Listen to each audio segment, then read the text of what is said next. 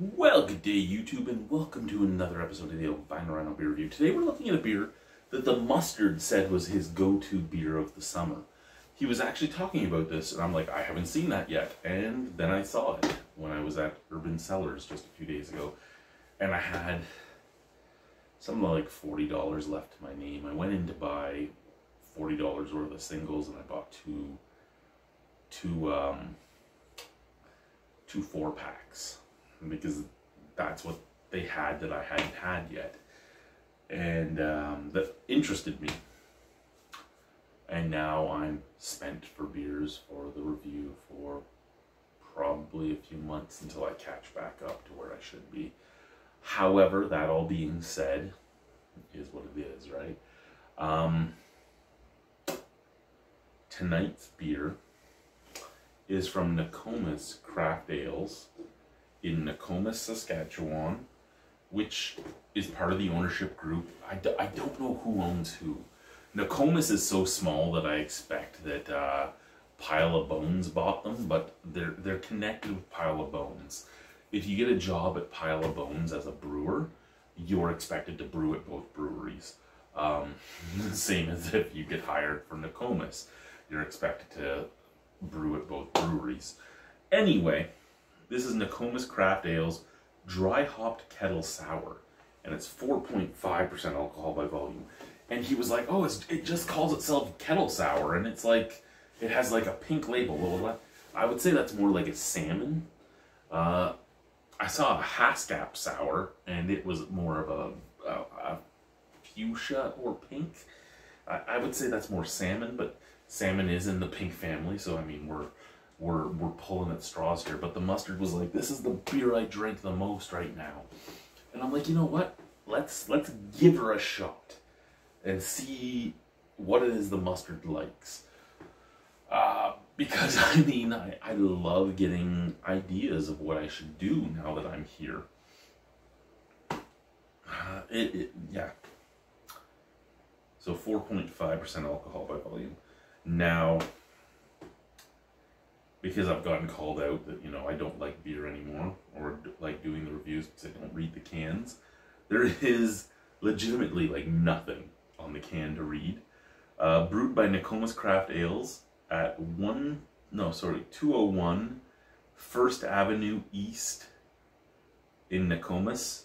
I bet you there's only one avenue in Nokomis. Water, barley, wheat, oats, hops, yeast, lactobacillus. Unfiltered and unpasteurized, keep cold, 4.5% alcohol by volume. Bacterienne is lactobacillus in French, apparently. Okay. Oh, orgue, olé, avoine, houblon, levure. Bacterienne. Demure. I didn't know anything about this demure meme that's going around until I saw a post on one of my videos from like 13 years ago, because we did a beer review and I poured the beer and I'm like, isn't this beer demure? And somebody was like, look man, this bro's been on demure for like 14 years. And I'm like, what are you talking about? And then all of a sudden I saw my first post and it was like, see how I pour the beer? So demure. So this, so... And I'm like, what the fuck is going on? Apparently demure is a big thing in the beer industry right now. I didn't know that words, you know... 14 years ago I was using a lot of old words just for shits and giggles.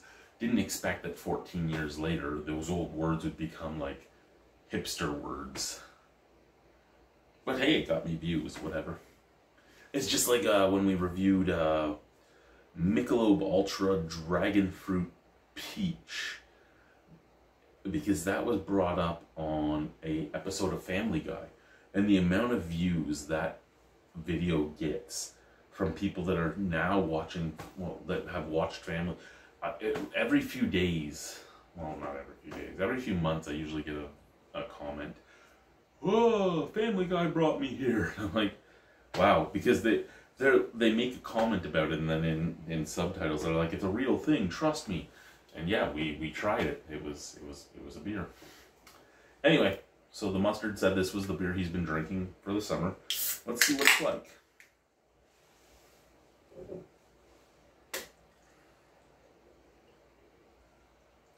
Now it's dry hopped. It's a dry hopped kettle sour. As a dry hopped kettle sour, I'm expecting it to be basically citra hops. That's what I'm expecting. That is crystal clear. There is still some in the can, so there might be some splooge in the bottom. I don't know. This is my first time having this beer, so who knows? Crystal clear right now, golden color, bright white head. The snap crackle pop is real. No splooge. No splooge at all. Let's see if it easily shows up on Untapped. Because if I can get it to show up without doing a lot of work, I am more than happy, well, I'm more than excited to find out something about the beer. Okay, it does show up. Okay, so what do we have here? 797 tap-ins. 3.78 out of 5 overall. It says a dry hopped sour, tart and refreshing with notes of citrus and stone fruit. Citra hops. Tyler M at the Rock and Raven a few days ago. Chris O a few days ago. Carter Y a few days ago. Chris S a few days ago. Derek T Untapped at Home in July. Blair L purchased at the Rock and Raven on 13th of July. 12th of July. Late check-in on the 31st of May. Somebody bought it in a flight in the 19th of May at Nokomis. Okay, so it looks like it's been around for a while. I get it all the way back to 2022. Well, I don't know. No, sorry, that's 2023. I'm in September of 2023 so far. Okay, so this has been around for a bit. Now, because beer gets sold in 4-packs so often in this province, a lot of times the beer is fairly old. This is the one thing I don't get, right? To me, it's weird that you would do this, because if you sell it as singles, you have a better chance of selling it out, and nobody seems to understand that. They're like, well, what do you mean? Because I've had this conversation with a few different breweries, and this one was packed on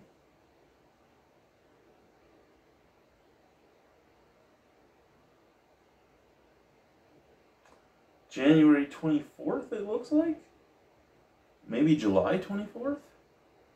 I can't tell. Oh, wait. 0720.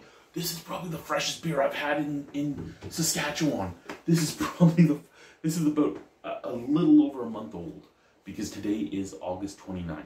So it's a month and 5 days old. That's probably one of the freshest beers I've had in Regina, except for the stuff that I've had at Multinational that has just gone on tap. And sometimes I've bought the cans and then found out that it was canned months ago, and then they aged it for a while in their magic fridge. It's like they talked to Greg about what to do with things. Okay, let's sniff it out of the can. We haven't even sniffed it yet. We're talking too long. Oh, that smells like Nectorious. Nectorious. Oh yeah. Orange, apricot, peach, nectarine, passion fruit. Oh, that smells great. Citra hopped. Out of the glass. Out of the glass, you get a little bit of peach, a little bit of apricot, and a little bit of orange. It's not nearly as zesty and in your face as the can. Don't matter. Let's see what the mustard's talking about. Cheers.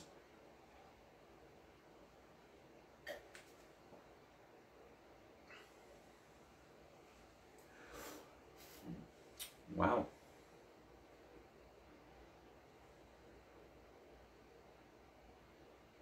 That's really good.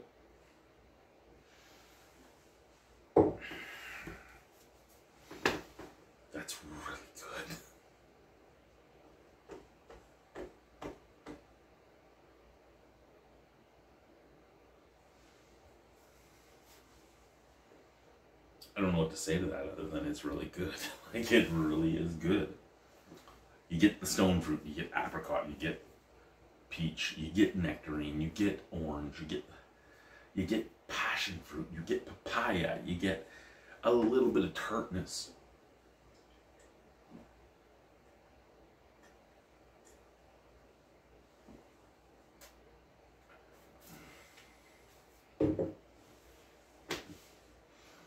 Whoa. Excuse me. The lactobacillus does not give off any of the weird off flavors that lactobacillus can sometimes give off. The beer itself does not give off any of the harsh sourness that sometimes a dry hop sour can give off. The beer gives off a tartness, the beer gives off a slight biscuitiness, the beer gives off the fruitiness. He is right. This is a great summer beer. You get a hot, and it's September, right? Winter's around the corner. But this could be a beer that you drink in front of the fire every night until the snow starts falling.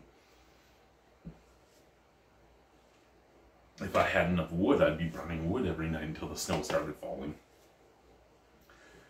Because I love that as a thing to do with the family. Just sit by the fire, watch the flames jump, and just feel the heat. And I love it. I do. It's my chill zone. But that's a great beer. That's a great beer. That's getting a 9 out of... I love that beer. If it wasn't as much money as it... I should say, if I didn't get fucked when I left the Arctic, both my own actions and the actions of the company I worked for, if I hadn't gotten fucked leaving, that would be a beer I'd buy all the time. Like, if things had gone the way we had planned, because we had a plan. We had a plan in place. We knew exactly what we were doing, and that plan went to shit. But if the plan had went through the way we had planned it, I could see myself buy several 4-packs of that all the time, just to have at the house. I could. At this point, probably the last new beer I'm buying for a long time. I still have a few to review. I'm sitting on almost 100 videos, so by the time I get caught up in my debt, you might not even realize that I haven't recorded in a while. Except my first new recording, I'm gonna have like a full fro again and everything. It's a great beer. If you have a chance to try it, you should try it. I owe a beer mail to a guy, and he's told me to hold off again. And if I can hold off long enough on drinking the other 3 of those, he's gonna get one of these, because this is a great beer. Anyway, guys, thank you. Have a wonderful night. Bye-bye.